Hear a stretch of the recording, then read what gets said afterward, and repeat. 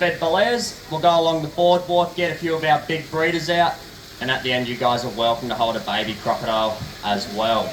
So a bit of history about the park itself. Crocodylus did open up in the year of 1994 to the public as a conservation research facility. The park was opened up by the owner, Professor Graham Webb, who has dedicated the last 50 years of his life to preserving these animals. 50 years ago, we had less than 3,000 salties in the entire Northern Territory. We still believe to this very day that only 500 of those animals were mature adults. The numbers were essentially wiped out, meant a lot of people got used to a lifestyle where these animals essentially didn't exist. A lot of people back in the day used to go skiing and swimming in places like the Adelaide River. If you're geographically challenged, about an hour's drive down the highway, no way in hell you're getting me near that river unless I'm in a big boat. In 1971, Graham successfully proposed a legislation to the Territory government to deem these animals a protected species.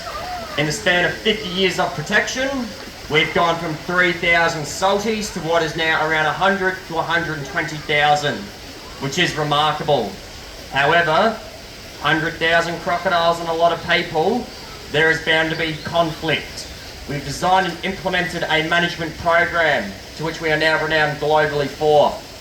Our management program currently operates within a 50k radius of Darwin City with about 20 permanent traps in the harbour.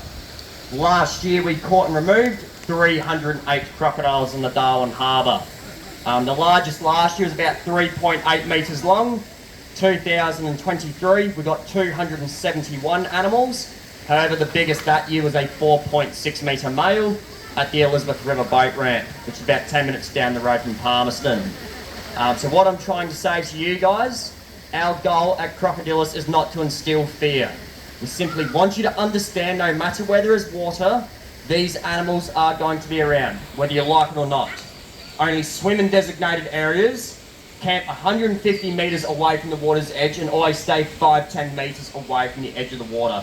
It's simple. See any of you on 9 News been eaten by a crocodile, you're featured on every tour for the wrong reasons. Be croc wise.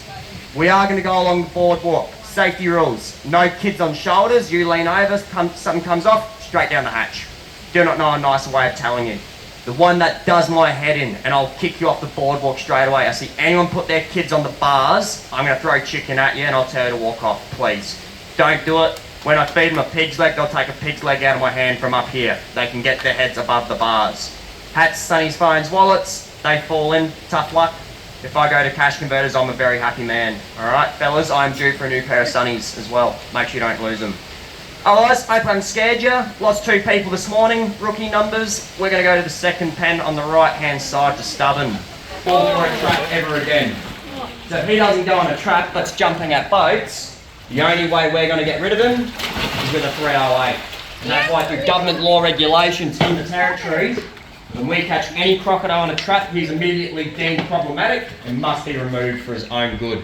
If they come here, they're utilised for education, research, breeding purposes.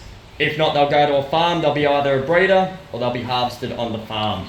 We need to find sustainable ways and ethical ways of keeping crocodiles around and having people happy.